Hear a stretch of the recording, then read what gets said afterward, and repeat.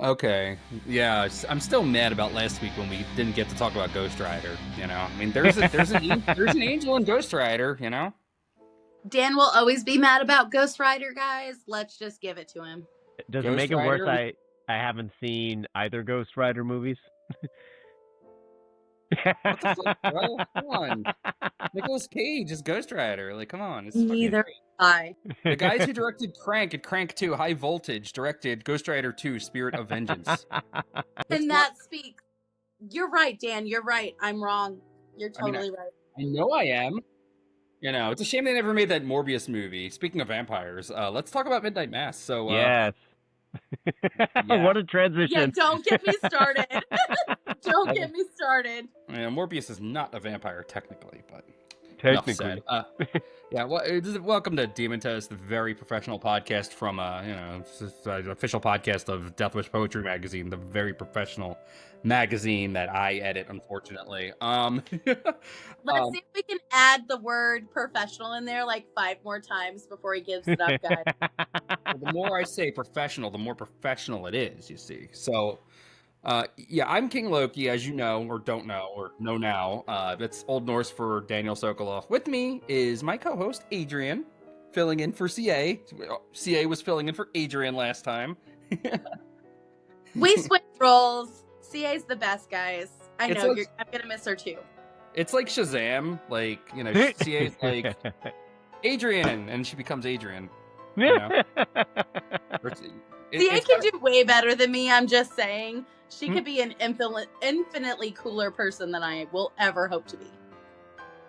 We'll flesh this idea out, further in the future. But we also have Mike as our special guest. Mike is great. He is a brilliant poet. We published him in Death Wish. He's the writer of The Portrayal, a book of poetry I really fucking love. It's really good. And Mike, how you doing? I'm doing good.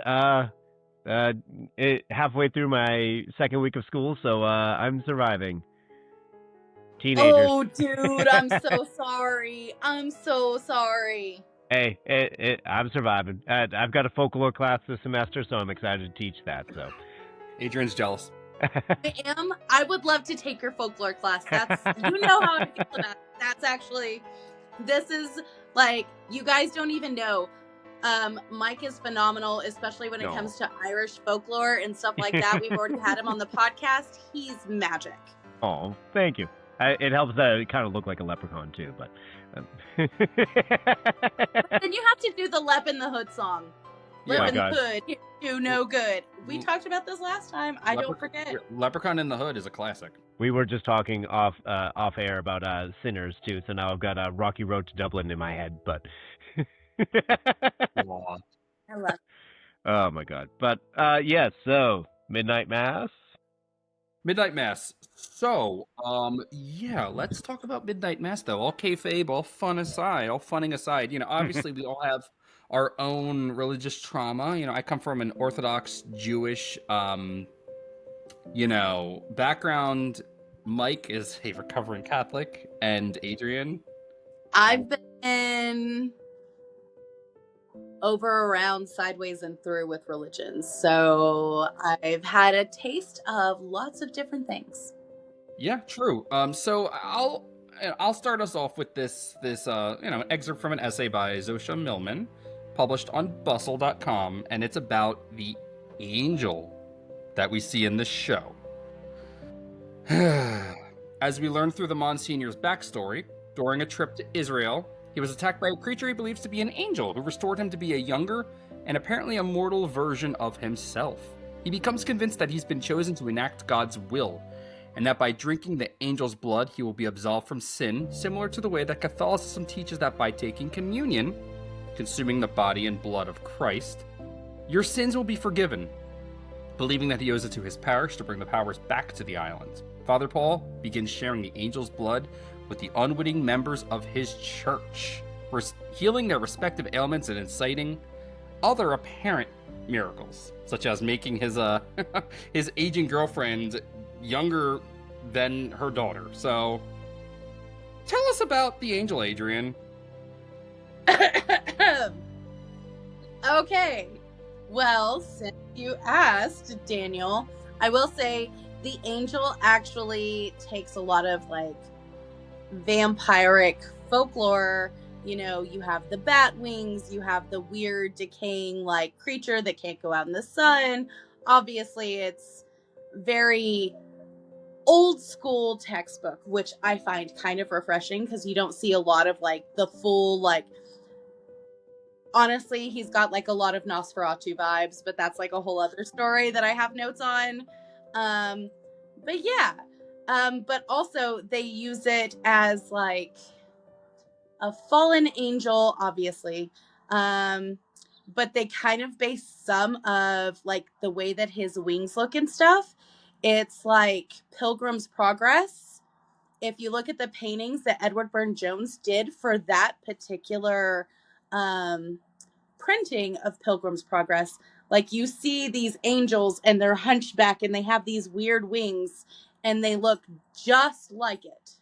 Okay, that is a very, very, very interesting thing to note. I appreciate that very much. I'd like to talk about the angel's wings. The angel is, of course, just a ageless vampire lord of some sort. He has huge, monstrous bat wings, and he seems to understand what's going on. I wonder if this scam is his idea. I don't know. I'm not sure. He seems complicit. Yeah. I mean, obviously he's complicit. I think he's the instigator in some ways, but just letting humanity do what humanity's going to do with it. So it's like... Do you think he told Pruitt, like, bring me to your island, and we will turn everyone into vampires, because I am an angel of God? Like, do you think that happened? Said a word to Pruitt. That's what I'm saying. Yeah, he didn't say anything to Pruitt. Pruitt literally found filled this it all horrific in. thing. Yeah, exactly. Yeah, he wanted to paint himself as a hero for his cowardice. So he's like, oh, I've become younger. I'm going to make everyone else on the island younger because this is my flock. These are my people. And yes, the girlfriend was a big part of it, but it was more than that. He literally, like, he wanted to be the one to save everyone. Well, and what I just realized as we were talking is just how creepy and also just how comfortable the vampire is with just easing into like these the like human attire from time to time. Like for instance, when he's given the hat and the jacket that Riley sees out in the storm, that they think it's the old priest. Too. Yeah, they think he's the old priest. And then when he comes back, when Pruitt's losing his mind from the craving, he's like, Lord, closer to thee, blah blah blah, like babbling, and then the vampire comes in. He's like, oh, thank you. He just does just walks over wordlessly. Horrifying. Yeah, and then when they just put him in the robe, like. That was everyone else was like the robe. That was oh my god. Yeah.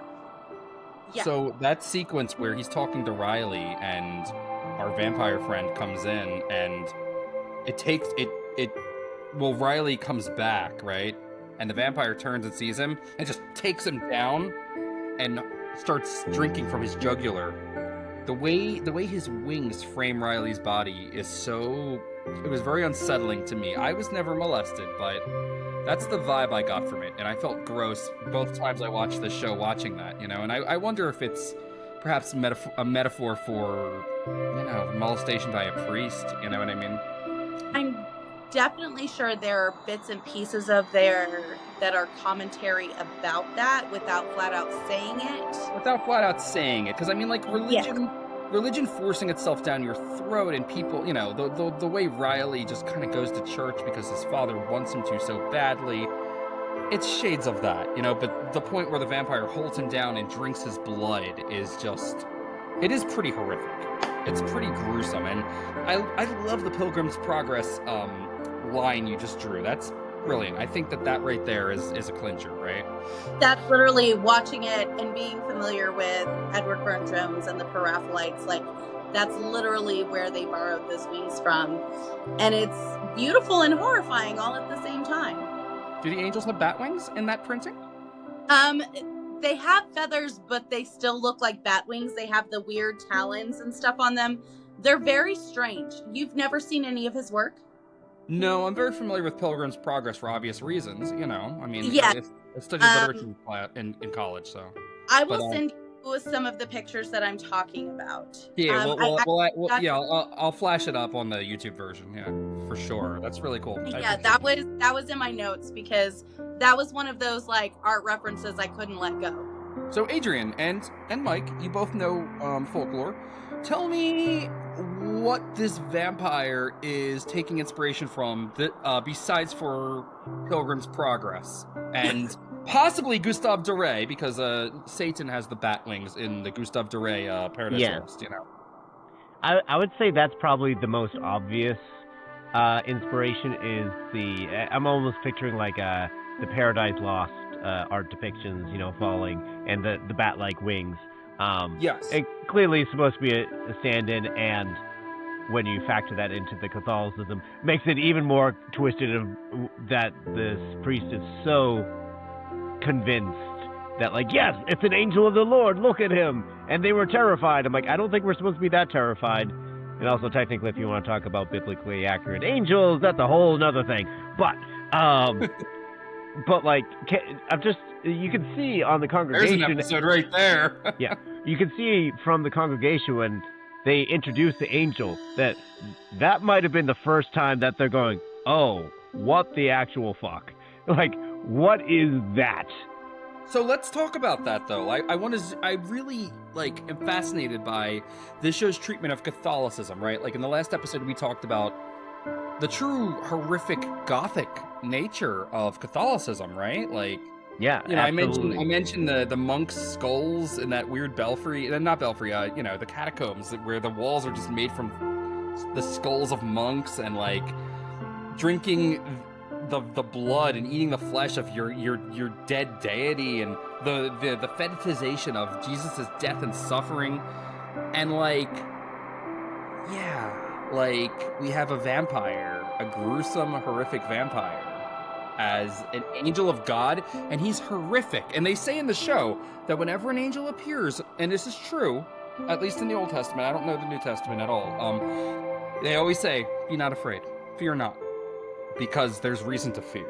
An angel is standing for you, right? And we think of, you know, Adrian, if I use the term wrong, yell at me, the pre-Raphaelite artists, the Renaissance artists with their beautiful the Botticelli angels with their lovely youthful faces and their pretty wings, and that's not what the Bible is doing, even before Ezekiel, you know? Okay, I did want to add one thing about the vampire like aesthetic and everything like that, because they did also heavily borrow from Nosferatu, especially when he's wearing the hat and everything else.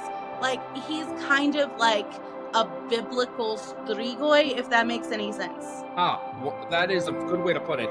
And tying into Nosferatu, there's the cool scene where he's drinking Aaron's blood. Exactly. She pulls his head down because she's stabbing his wings, and just like Nina who pulls Nosferatu's head down while the sun comes up to keep. Thank you. Yes, and she's like cutting his wings because he's too distracted, because that's his weakness. It's beautiful. I did have a friend talk about that specific scene with Aaron and be like, why do I find this hot? Just I'm like, you know what? It does, because he, like, the vampire is like gasping and like making these noises, and again he tries to pull away and pulls the head closer. It's very Anne Rice. Like, when the vampires drink blood, it's almost orgasmic for them in her books, you know? Even before that, I mean, you have Nosferatu when she literally clenches his, like, and that's from the 20s. True. So that's just vampires right there. They're trying to make it as vampiric as possible for a moment and give homage sex appeal. Vampires are like lizards in a way, right?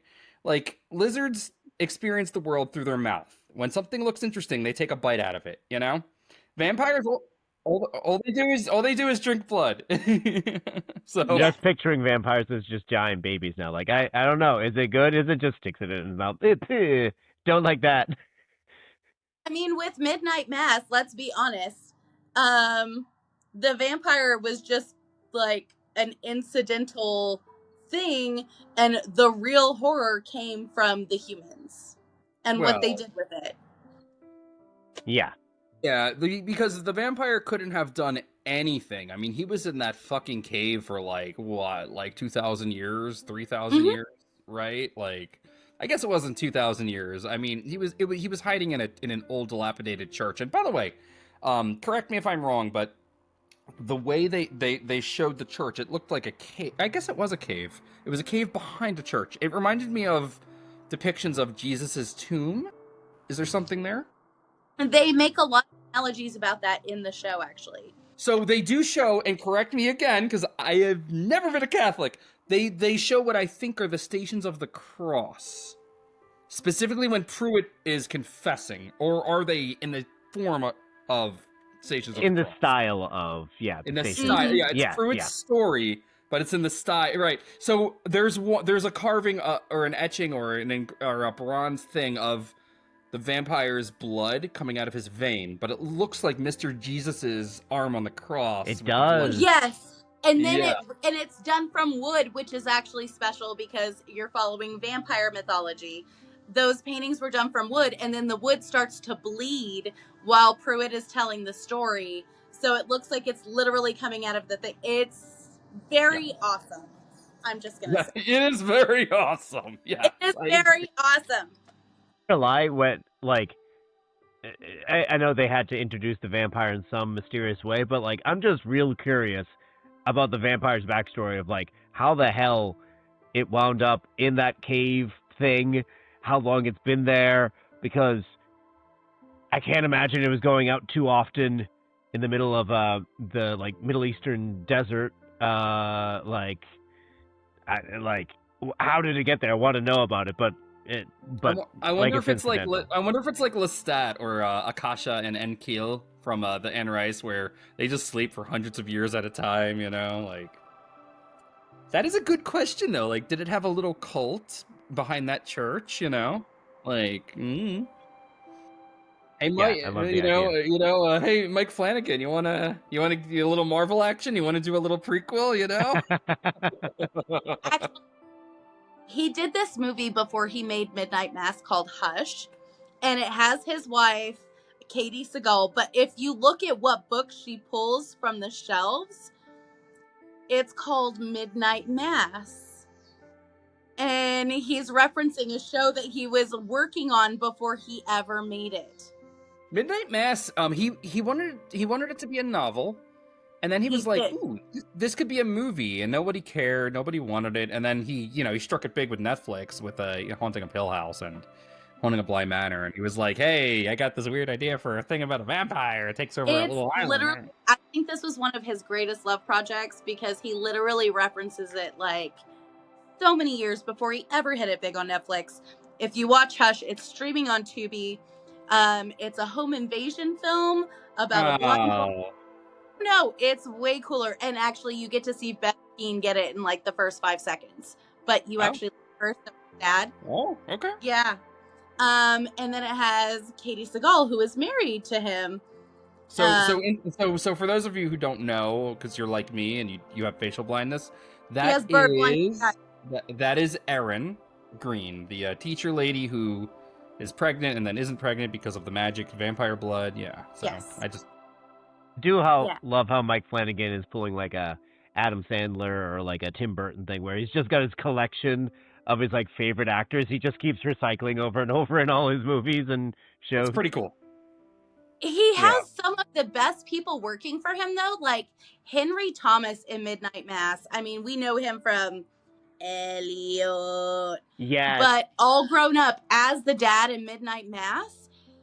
Like, his whole thing where he sits there and he's like, look, Monsignor Pruitt wanted me to talk to you. And he's like, I've resented you. I feel this kind of way. It started before you even did this horrible thing. And he's like, I don't like that. Like, that is the part that made me cry. Wait, so the dad played E.T.? Like, is that what you just said? Honey, that was Elliot. That was the little boy with E.T. That's Henry Thomas. The old man is E.T.? I mean, Elliot? Yes. Riley's dad, the Riley's with dad. Mustache. Am I old, or is that movie just old? Don't even. Yeah. Yes. Everyone in this room. Actually, funnily enough, my friend Luca, who's been on the show too, he met Henry Thomas at at like a con recently, and he was so ecstatic. It's so cool. But yeah, no, I love. Henry Thomas nice to him? I just need to know for like. Pretty sure. I'm sure it was good. Like, he got a picture and all that good stuff. But and Katie Seagal, oh my God, like I mean, not just Midnight Mass, but like all the shows she's been in, Hill House and all that, just amazing. She does all of the Mike Flanagan stuff because they've been married for a while, and I love that Mike Flanagan is not attractive. He is not an attractive dude, but his brain is so brilliant. She literally talks about like wanting to crawl into his skin and just live there. It's amazing. They're creepy, but like they're the good kind of creepy. Exactly. What? Yes, it's a delicate balance there with the creep. Yes. But no, I just love all that. Do we want to talk about? My brain is bouncing all around. It's like the end of the day. Do we want to talk about our favorite character? The sheriff. The Sharif. Sharif. Thank you, Joe, for calling him Sharif. That was really cute. Yeah, it was. Yeah, so let's talk about Hassan. He was my favorite character well, I really liked Riley, and we'll talk about the burning bush in a minute, but you know, I think it's Raul Cooley is incredibly ridiculously attractive. So I'm just saying that the Raul Cooley who plays Hassan is in. I am all in. I'm just saying that. Since as zombie. I'll say this look in particular, like what he had in Bly Manor with the mustache, that's fine, but like the salt and pepper beard and everything this time around, just I was like, that's hot. Yes. Yeah, I wanted to talk about him being a Muslim. Of course, we have so I have an article from. It was actually published by the University of Chicago's Divinity School. I don't know, it's on their website, but the writer is Sahar Gumkor. So what he says is, against this backdrop of disappointing depictions of Muslims, Mike Flanagan's Midnight Mass comes as a breath of fresh air. Prior to this miniseries, Flanagan already had an impressive record of exploring heavy themes like grief and trauma through horror, making the best of a genre which has always pushed boundaries and yet is rarely engaged directly with the exhausted political themes of Muslim-centered television. Midnight Mass is a meditation on horror and religion. The careful rendering of religious themes in Midnight Mass is refreshing enough, but Flanagan's real surprise is to offer us one of the most compelling depictions of Muslim life on screen. Through the character of Hassan, the Muslim sheriff, Raul Cooley, and his son Ali, Raul Aburi, we see Islam as a faith that goes beyond the performative examples of positive Muslim representation. In this series, faith depends on seen and unseen truths rooted in both the social and the transcendental. Yet some of the island community treat the Muslim character's intimate faith as suspicious. It goes on for some bit, but I wanted to talk about the exchange he has with Ali, where Ali is like, I want to go to the church. There's miracles happening, and I want to check it out. And the dad is so, like, resistant. Not because, like, he really has a giant problem with his son dropping Islam, per se. More so because he doesn't know what's going on over there. He knows that the Islanders don't really like him or trust him. And also because he converted for his wife, which he says, in the show. And he has this wonderful sequence where Erin tries to report Riley as a missing person. And she's like, you got to check on that church. There's something going on. And he's like, listen. I became a cop, and it wasn't easy for me. They had me spying on mosques. They had me doing all this stuff. They were promoting us after 9/11. And then they were like, wait a minute. All these Muslims are in positions of power now. We promoted them to spy on other Muslims, but maybe that was the plan all along. And that's why he came to the island. He's like, they will never trust me. And, like, that's the thing. Like, he describes himself as a Muslim, but more so because even if he was a Christian, they would probably look at him weird because of his ethnicity.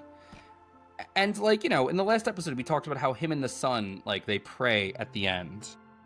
And it's more so a thing that they do together. But, like, because he's othered, he his faith carries currency for him, and it's something he shares with his son, right? And I love how this show is not written from a place of anger. It's written from a place of love, right? Because we have this obvious metaphor. We have this hideous vampire as a true motif of religious control and domination. But then you have stupidity.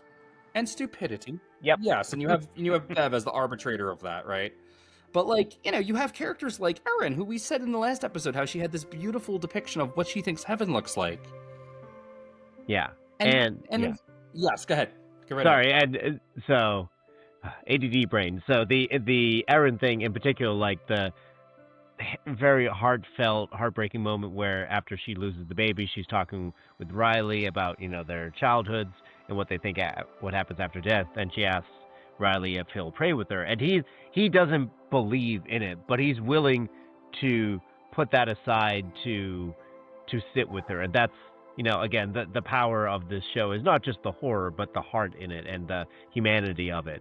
But like you said with the sheriff, it's fascinating that he could have just as easily have been like I don't trust those weird Christians over there, and that would have been the end of it. But it's like, no, I don't discourage my son from exploring other religions. It's actually fascinating. Jesus is a key figure in our holy book.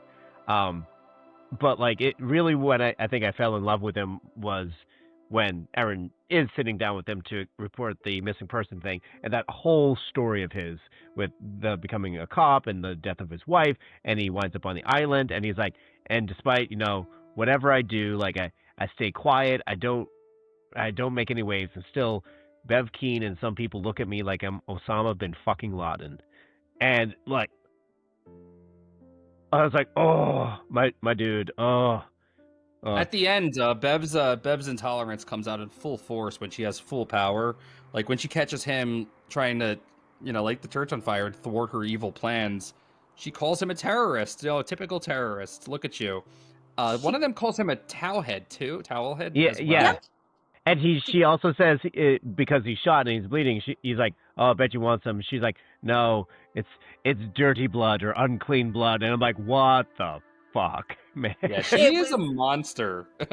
She's the actual monster in the entire show. I mean, the vampire's pretty bad. I mean, I feel sorry for the vampire, but she's pretty fucking bad. Like, let's be honest. The vampire is just a thing. It's just a creature doing what it does. What everyone else takes from that creature and what they do with it, like the human part of it, is horrific. Yeah, like, the vampire. Horrific. Yeah, I see the vampire as an animal, right? Like, I wonder if he's even truly complicit. Like, he seems to have an understanding, but I don't think he speaks English. I think that it's very like there's like he understands, but he literally sits there and just waits for people to make their choices. Like, he's literally like when he's in the robe and he's standing at the church, he doesn't kill a single fucking person. He just stands there and watches everyone do what they're gonna do. Lets them make their choices. Okay, so yes, it is a vampire. Vampire is a very it's a very like modern kind of idea, but I'm wondering, right, if this is kind of a retelling of like classic stories about the devil. It is like a medieval morality play almost, right? Yeah, absolutely. I could see that. You definitely have Pruitt as a Faust type character. You know what I mean? Like, he makes a deal with the devil and, like, for love, and it goes wrong. It's literally, like, the story of Faust right there. You also have ties to different, obviously Stephen King novels because it's Mike Flanagan, and we all know how Flanagan does with Stephen King. But no, there's, like, a whole bunch of analogies there. I will say that my favorite part of Hassan's character was when he is talking to his son, but he's also like, I'm not going to stop you from finding God, but I'm going to tell you that this isn't how God works. And he's Right, like, right. That takes me right back to where I was trying to get to, and I got distracted. Yeah, fair enough. He talks about his wife and how she died from was it pancreatic cancer? pancreatic And he's like, cancer. yeah, he made the little girl walk, but your mother wasted away. It doesn't make sense. And he's like, nothing like this actually happens. It always comes at a cost. So he knows that it's wrong. And Aaron knows. Aaron knew when they were in the fucking school and they're talking, and she's like, I didn't agree with that at all. And then Riley comes and visits her, and she's the only one that actually has seen the horrors that it caused. By the way, can I just say something, because I didn't get to be part of first episode? The way they do that, where he like makes amends with his ghost and all the horrible things, and he's in the boat and he gets to see the sunrise with the ghost, and she's not horrific anymore, and it's beautiful. And then it straight cuts to Aaron screaming because his body's on fire. Yeah. That is cinematic genius. I'm just gonna say it was beautiful. It was really good. It was very beautiful. Thank you. I you. love everything with Aaron and Riley. Riley's my favorite character. Do you guys see Riley as a self-insert for Mike? I said it last episode, but do you think that he's a self-insert for Mike Flanagan? Do you think that there's some element of that? 100%. Mm-hmm. Yeah. His whole quest for truth and understanding, and also acceptance, and also like the guilt and all of that comes with it. I think you're 100% right. And that's something too that I may have alluded to in the first part, but unfortunately, one of the cornerstones of Catholicism is the guilt. Like, the running joke is like the Catholic guilt; it just never fucking leaves. And in Riley's case, there's the guilt and the shame specifically of his drinking and what of the death he caused, and he has to live with that. And again, when he has that like heart-to-heart with Pruitt after he's been turned, and he says like, I feel jealous because Pruitt doesn't feel remorse after what happened with Joe, and he's like, I wish I could feel that, like I wish I didn't have this stain upon me, and he's living with that, which I mean, it is fucked up, like no doubt, but like it's something he'll never be able to grow past because that guilt is just so ingrained in himself, and also just the belief system in general for all of that it's fucked. So fucked. So I have a weird question for both of you guys. What do you guys think about the importance of dreams in this show? Well, the show does deal with a lot of intangibles, right? I mean, there's Aaron's musings about heaven, and that's juxtaposed with Bev and the priest's earthly concept of paradise, where they just live forever and drink blood. And yeah, we have dreams, right? Riley has his dreams where he sees the girl that he killed, accidentally. Until he says that it changed, like that my dream was different this time. I wasn't out alone on the water. And when he really explains that too, that's beautiful as well. He's like, but this time you were with me, Aaron. You were in the boat with me. Yes. And which, can I also just say, like, I went into this show being like, oh, Riley is like the main character. Cool. And then the fucking burning bush thing. And I'm like, I don't think it's come back from that. Now it's about everyone else. Vampires don't come back from incinerating in the sunlight. No. Also, what a way to show someone you're a vampire and show them, like, you're fucked. You got to get out of here, motherfucker. Without a doubt. Like, no, like, oh, maybe it's this or maybe it's that. It's like, you literally burst into flame. Thing with his dad telling him that his dad, like, thought he raised him wrong and everything like that. But he decided to go out with taking in any blood, like, without killing anybody, right? He made that decision to show the truth so she could go decide either to save herself or save everybody else. And then the dad at the end makes that decision to, like, not drink blood, and he and his wife are singing out there. Like, it's a testament to, like, the father-son thing where his dad he did teach him correctly. He made moral decisions that are better than almost everyone on the island. Yeah, and it had nothing to do with religion. That was the thing. It had nothing to do with religion. Exactly. It had nothing to do. That was literally just what was right. And his dad kind of did the same thing with the hunger and the addiction at the end. It was beautiful. By the way, they were singing at the end, "Nearer My God to Thee." What's this? I know that song is it's in A Night to Remember, the old Titanic movie. That's what they're singing as the ship goes down. Is there more to that? More significance there? I don't. I understand it's a Catholic thing. I don't. It's been a while. I think if I was just going off of like dusting off that shelf and looking at face value, I'd say it's both in the literal sense of, I'm going on to heaven, hopefully. Yes. But like, I think in that scene, it's like, yes, the song choice is intentional. It's a church hymn, but it's about the fact that they've all come together, that they're all singing it, that they are united as the community that they should have been all along, really. So Catholicism is very musical in nature. In fact, in old medieval depictions of heaven, the angels are always holding trumpets. They're playing music, right? They're singing. They're described as having heavenly choirs, right? Catholicism is just very fixated on their musical, I want to say heritage, but it's traditions of like music and liturgy, and all that stuff, all those hymns. So like, yeah, I think at the end when all the people kind of realize that they've been fucked and things are bad, but they kind of have this moment of like, we've been duped, but we have each other and we're all going to die together. And they're singing "Nearer My God to Thee." You know what I mean? Like, yeah. And again, the only person who isn't a part of that is Bev fucking Keene, because she's the worst. Just like, save herself. And she waited too late. You would think that bitch would have been in the trunk of a car like 5 seconds. She's like a Disney villain. She's very sinister. She's very dumb. And she's honestly, very funny.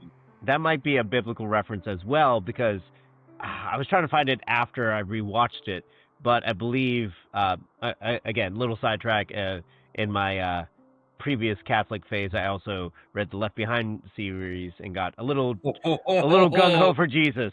But when they talk about Revelations and the Wrath of the Lamb, this big earthquake, there's a reference in Revelation where they say something like, there will be those who will be trying to hide their face from God and will try to dig or hide in the caves and stuff. Judgment is coming, and she ain't ready. She ain't ready. The rest of them were willing to face that with grace and acceptance and fuck that bitch. And dignity, most importantly. Yeah.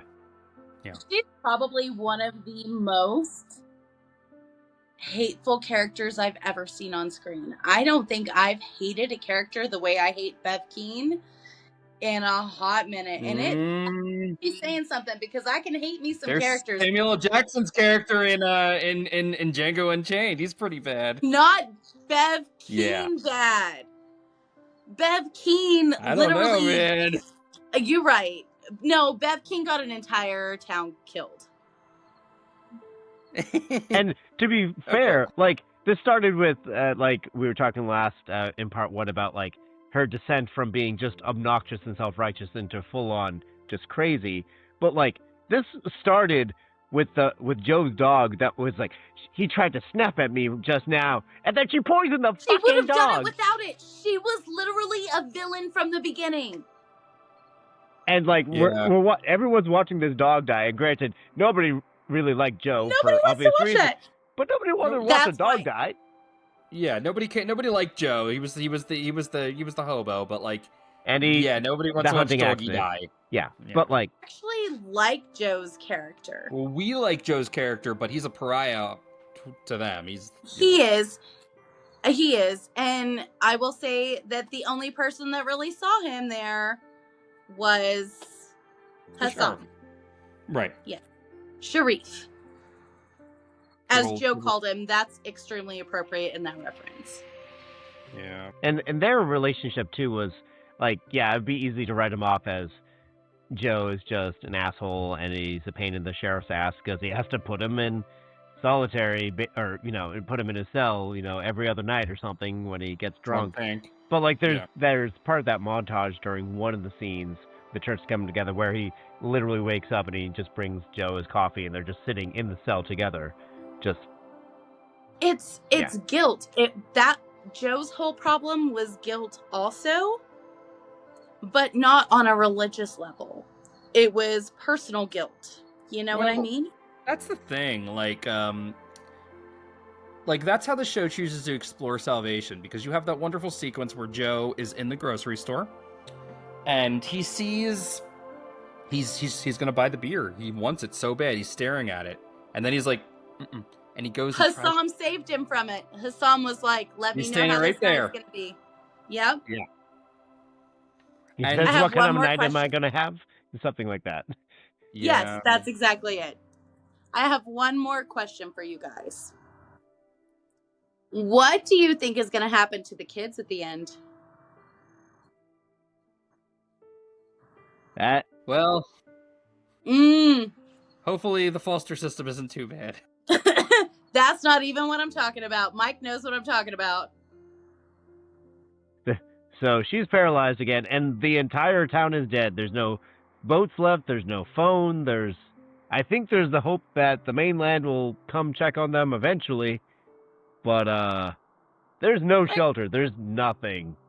It was my assumption that the boy knew to row towards the mainland, though. I mean, but it's like 20 miles away, I think, or something like that. They said it was like 15 miles. 15 miles. That's a lot. That's a lot. Yeah. And you're hoping you're going in the right direction, because eventually it's just going to start veering off. Isn't there a ferry that comes every day, or no? Honey, they closed the ferry down. That's why the ferry wasn't there that day. And that's why they destroyed the boats, because ultimately they had a plan that they were going to take the boats and go to the mainland and start the whole thing. Well, I don't know. I don't think the show wants you to... it's trying to end on a high note. I don't think the children are meant to be dead, you know?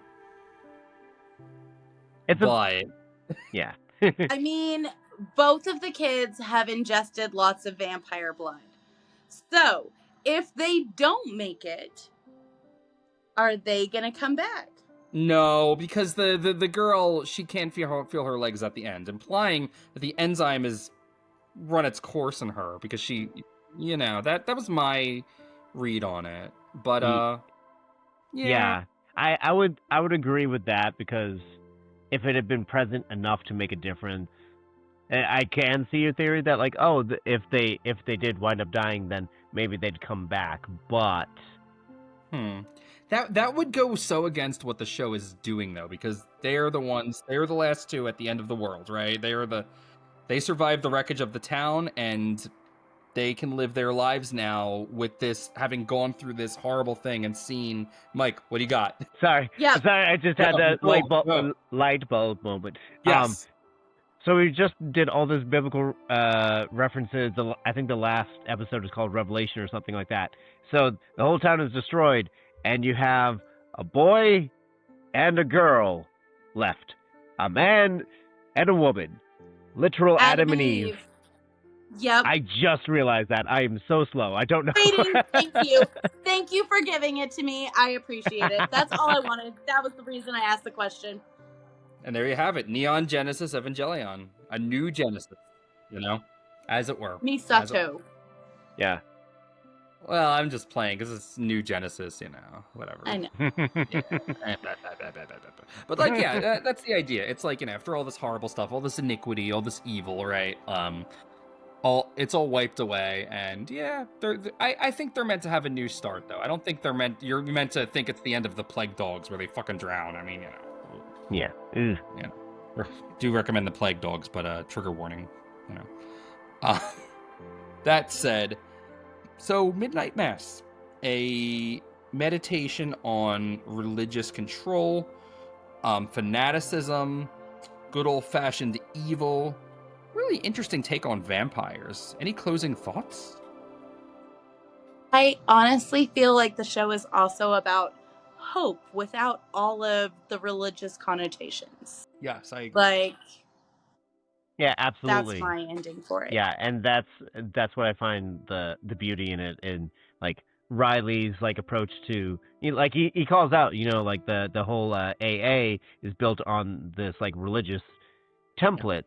And higher power. Yeah, exactly. So it's trying to find this way around. No, we it's about personal responsibility and the science of it. But there's still some beauty in that. And then Erin's meditation at the end, I had to save the quote.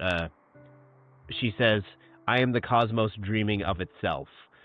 Ooh, very And nice. it's Yeah. like I always forget this, and then I started again, which seems to be like a hint at like whether it's like a little reincarnation or the whole like I am stardust, and then I become, I die, and then I get reborn in There is these there new is ways. a lot of that. There is a lot of that. There's the bit where Riley talks about how the stars to him are just bonfires in the sky that, ancient man seeing other bonfires in the darkness was like, we're not alone.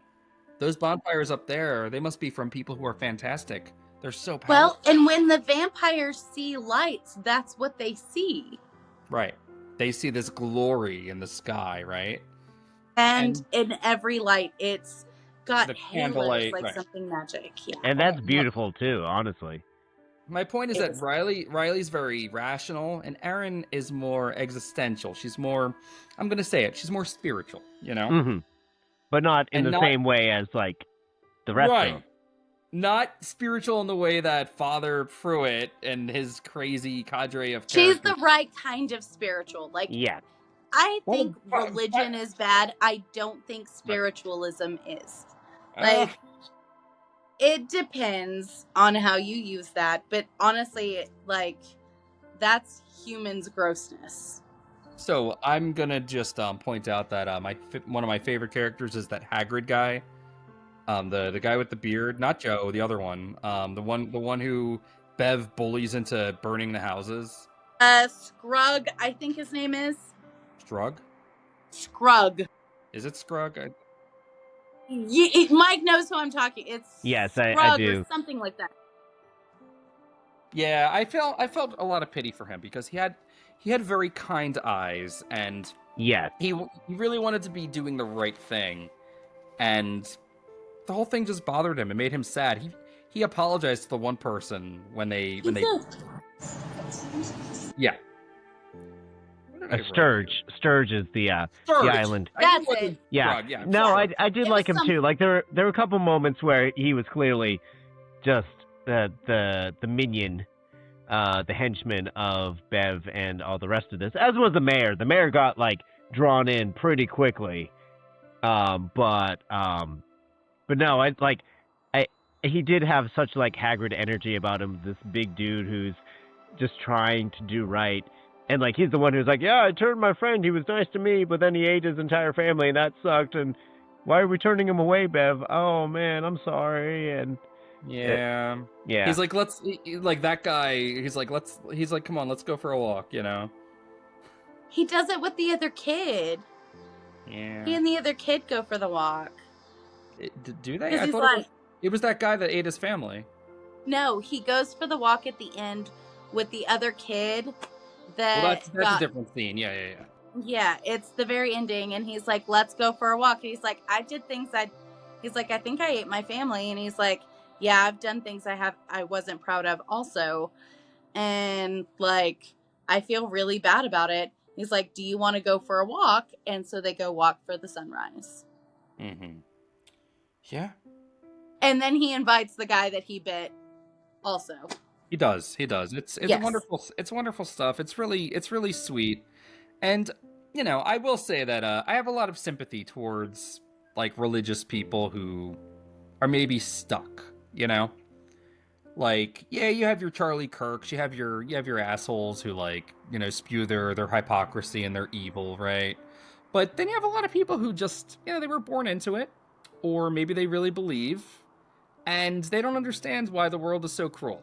And, they don't really look too deeply into it. And I feel bad for those people, because those are the people I end up talking to at Recovering from Religion, because they can't talk to their priests, so they come talk to us atheists, And this show has a lot of empathy for religious people, and there's a lot of them out there. Like I said, religion itself is really awful. But feeling some kind of way, like spiritualism, I don't always think it's bad. I know lots of spiritual people that aren't religious that don't join the cult. We've got some of them on our show. I mean, Cia and Brittany are, they dabble in spirituality, and Brittany is a fucking medium, like.